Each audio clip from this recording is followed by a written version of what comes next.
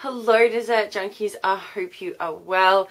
Well, did you check out Cakes by Chopper's video this week? Oh my god! He made me a SpongeBob cake. So thank you so much, Chopper, for making me that cake. And also please go check him out if you haven't. Click here to subscribe.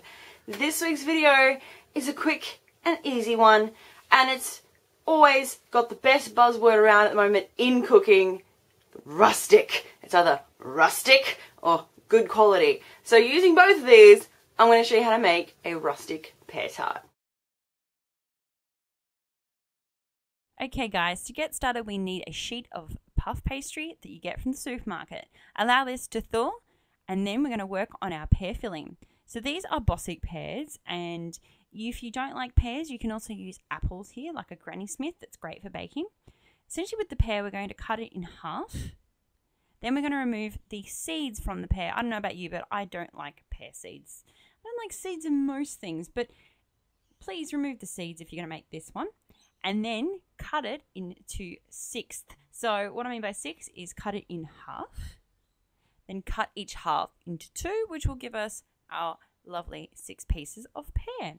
Once you've done that, you want to place that into a bowl and continue with all your pears until they're done. Once you've cut up all your pears, then it's time to coat them in just some lemon juice.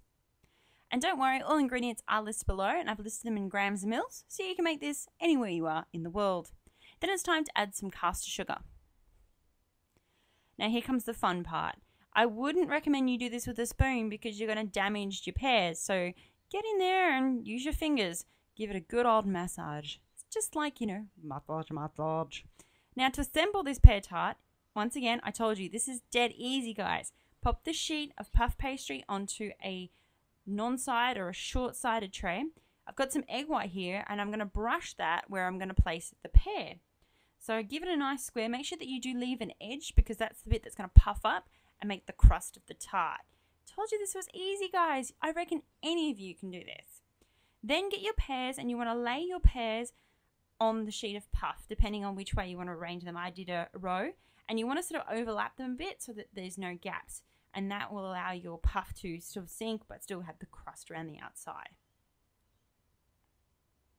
Of course, I didn't do this in real time. This is sped up. But I am like super fast. Trust me, guys. I made this in like less than 10 minutes. And you can do it too. Now, just before you place it in the oven, put some little cubes of butter on your tart. This is going to give a great buttery texture to your pears. Trust me, it lifts the whole dish. Put this in the oven. It'll bake for around 30 to 40 minutes. Just before it comes out, we're going to make a glaze. So I put in here some apricot jam, conserve. It's all the same. Doesn't matter where you live. Then we're also going to squirt in some honey. And I did nuke the jam a bit in my microwave for around 10 seconds, just to break it up so that it becomes more liquefied so that we can actually brush our tart. So when the tart comes out of the oven, while it's still warm, get some of that glaze and brush it on. Don't brush against the pear, brush with the pear. That is a good top tip there. Serve this with some dusting of icing sugar and some cream. You're going to love it. It's going to be so simple, so easy. And if someone asks you, it's rustic. Thank you guys so much for watching. Please subscribe if you like what you see, and we'll see you all next week.